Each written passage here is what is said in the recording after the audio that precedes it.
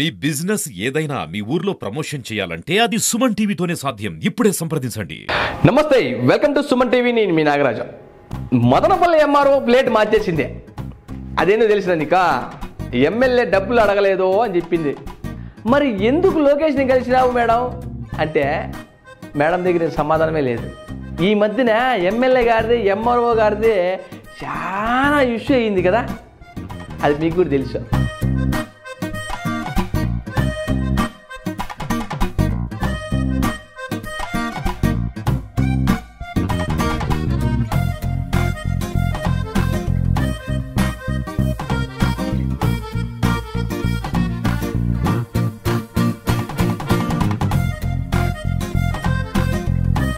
అదేపా, MLA గారి అంచుల్లో MLA కలిసే నెలకు 30 లక్షల రూపాయలు ఇవ్వాలని అన్నాడని పెద్ద ఇష్యూ చేసిందే.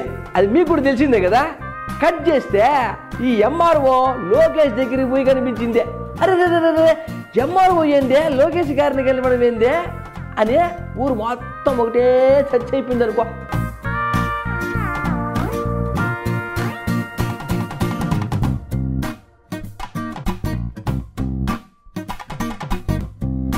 సరే ఏంది నా కథ అని చెప్పి విచారిస్తే ఎమ్మెల్యే అనుచరులు నెల 30 లక్షలు ఇవ్వాలని అన్నారంట.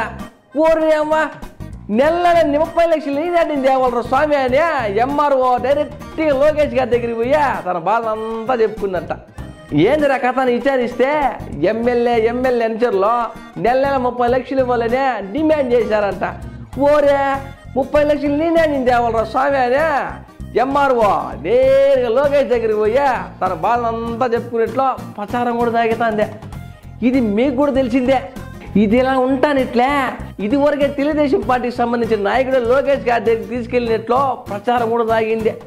ఒక పక్క ఊరంతా చర్చ జరుగుతూ ఉంటే ఒకసారిగా ఈ ఎంఆర్ఓ ఎమ్మెల్యే గారి ఇంటికాడ దర్శనం ఇచ్చిందంట. ఊరే మొన్నటి వరకు ఎమ్మెల్యే గారి పైన దుమ్మెత్తిపోసిందే, డబ్బులు అడిగాడు అని. మరి ఇదేందబ్బా, ఒకసారిగా ఎంఆర్ఓ ఎమ్మెల్యే గారి ఇంటికాడికి ఎందుకు వచ్చిందని ఆరాధిస్తే అసలు ఆ ఎమ్మెల్యే అనుచరులు కానీ నన్ను ఎవరు డబ్బులు అడగలేదని ఊరికే పేపర్ వాళ్ళు పన్ను కట్టుకుని రాసినారని ఆ విషయం మొత్తాన్ని పేపర్ వాళ్ళ మీదుగా తోసేసింది. ఇంకోసారి పేపర్ వాళ్ళు అలా రాస్తే మీ ఎందుకు తెలుస్తారని ఆమె హెచ్చరిస్తుందప్ప. ఎమ్మెల్యే అంటే ప్రజానాయకుడు అనే అలాంటి వ్యక్తి ప్రోటోకాల్ ప్రకారం పిలిచినప్పుడు వెళ్ళాలని ఇలా రాస్తే ఈ ఆరోపణల వల్ల మా అడ్మినిస్ట్రేషన్ దెబ్బతింటుందనే పాపం మేడం గారు చెప్పుకున్నారు. ఇదంతా పక్కన పెడితే ఎంఆర్ఓ గారు లోకేష్ గారిని ఎందుకు కలిసిందా అన్న మాట మాత్రం చెప్పలేదు. అయినా ఏందబ్బా, ఏందో చెప్దాం అనుకుంటాను, అసలు ఏం జరిగింది అనుకుంటున్నారా? ఈ వీడియో చూసినారంటే మీకే తెలుస్తుంది. ఏం చేస్తామండి, మాకు పేపర్లో ఏదంటే రాస్తూ ఉంటారు, దానికి ప్రతిదానికి ఖండించాలంటే దాన్ని స్పందించాలంటే చేయవచ్చు. పేపర్లో రాసిందన్నీ అబద్ధాలండి, వాళ్ళు ఇష్టానుసారంగా రాసుకుంటారు. ఎప్పుడూ జరిగిందని చెప్తున్నారు, ఖండించలేదు దాన్ని. అటు నిజం లేదు కాబట్టి నేను ఖండించలేదు. రూపాయి లేదు, ఆయన ఎప్పుడు డబ్బులు అడిగింది లేదు. అర్థమైందా? ఈ పేపర్ వాళ్ళంతా ఊరికి అనవసరంగా చేసి మా అడ్మినిస్ట్రేషన్ ఇబ్బంది పెడతా ఉన్నారు. మమ్మల్ని చేసుకునింది ప్రజానాయకుడిగా ఆయన ఎమ్మెల్యే గారు పిలిస్తే మేము పోవాల్సి ఉంటుంది.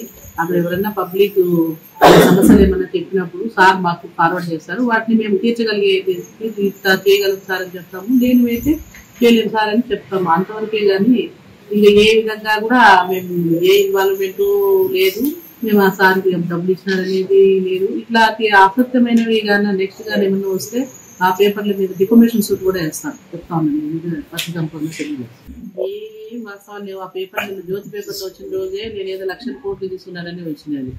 నేనేం తీసుకుని లేదు, ఏం లేదు. తర్వాత మళ్ళీ 2 days తర్వాత ఎమ్మెల్యే గారు 30 లక్షలు ఇచ్చినారని ఆ రోజే నేను ఖండించలేదు. దానికి సత్యం లేదు కాబట్టి ఖండించలేదు. ఇప్పుడు మా ఉద్యోగం మేము చేసుకుంటా ఉన్నాము.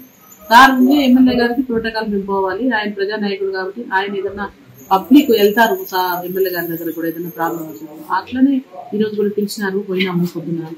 సార్ ఏదో ప్రాబ్లం చెప్పినారు హౌస్ సైడ్స్ అంటే ఇప్పుడు లేదు సార్, ఆప్షన్ వస్తుంది, ఆప్షన్ వచ్చిన తర్వాత చేస్తాము చేసినాం అంతే. అంతకు మించి ఎమ్మెల్యే గారు కానీ మాకు కానీ ఎలాంటి విభేదాలు లేదండి బాబు. ఎవరు క్లియర్ చేయాల్సిన అవసరంలా మేము రాజకీయాలు ఎప్పుడు పోవు. మా ఉద్యోగం మేము చేసుకుంటాను. మా పేపర్ నుంచి వచ్చిన దాని నుంచి కూడా మా ఉద్యోగం మేము చేసుకుంటాం. సార్ ఎప్పుడు రెవెన్యూ చదువుకున్నప్పుడు చెప్తున్నారు, అన్ని చేస్తున్నారు. 8 రెవెన్యూ చదువుతున్నాయి సార్. ఒకసారి ఇవన్నీ అర్థం తీసుకోండి తీసుకుంటున్నాం. అట్లా ఈ రోజు కూడా మార్నింగ్ పీజీఆర్ఎస్ ఉంటే కూడా తొందరగా రమ్మన్నారు ఏం చేసి పెట్టి వచ్చినాం అంతే. హౌస్ సైడ్ దానంటే నెక్స్ట్ మంత్ వస్తుంది సార్, దాన్ని చేస్తామని అప్లికేషన్ తీసుకొచ్చినాము. వాళ్ళకు కూడా చెప్పడం జరిగింది.